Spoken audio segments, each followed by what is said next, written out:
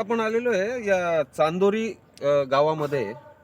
आणि इकडे जे आपण आता लोकांना वाटेल की आपण कुठल्या शेतात उभे आहोत, तर हे शेत नसून ही ॲक्च्युअली गोदावरी नदी आहे.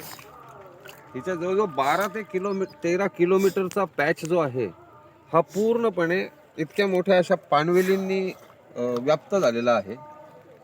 आपण बघू शकता. आता इथे एक आमचे मित्र आंघोळ पण करतात या थोड्याशा मिळालेल्या पाण्याच्या ठिकाणी. जो काही कसं ते आता प्रदूषित आहे, त्या बिचाऱ्याला काय त्रास होत असेल तर त्याला मनाला माहिती. माझ्या माहितीप्रमाणे हे पाणी गुरंढोरं सुद्धा पिऊ शकत नसतील, कारण याची क्वालिटी अतिशय, म्हणजे याला नदी म्हणूच शकत नाही आपण खरं पाहायला गेलं तर.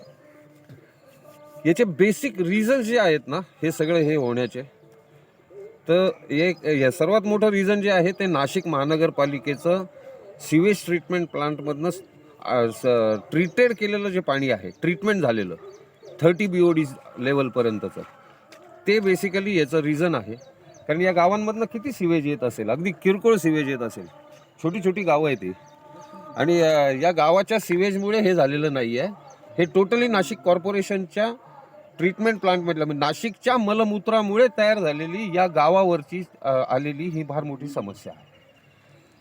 आता याच्यामध्ये सर्व गावकऱ्यांनी मध्यंतरी येऊन कलेक्टर साहेबांना, सरपंचांनी येऊन काहीतरी अल्टिमेटम दिलेलं आहे की इथून पुढे दशक्रिया विधी आम्ही कलेक्टर ऑफिसला करू. माझी तर सरकारला अशी मागणी आहे की जसं आपण त्र्यंबकेश्वरमध्ये गावाच्या बाहेर कुंभमेळा आता गर्दी नियोजनासाठी करायचा विचार करतोय, तसं कुंभमेळाच मुळात इकडे शिफ्ट करावा.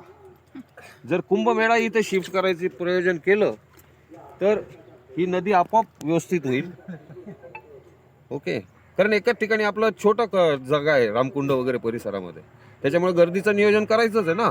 तर मग असे सायखेडा, चांदोरी हे जे गावं आहेत यांच्या घाटांवरती पण कुंभमेळ्याचं आयोजन करावं, जेणेकरून या गावालाही न्याय मिळेल, त्या नदीलाही न्याय मिळेल. थँक्यू.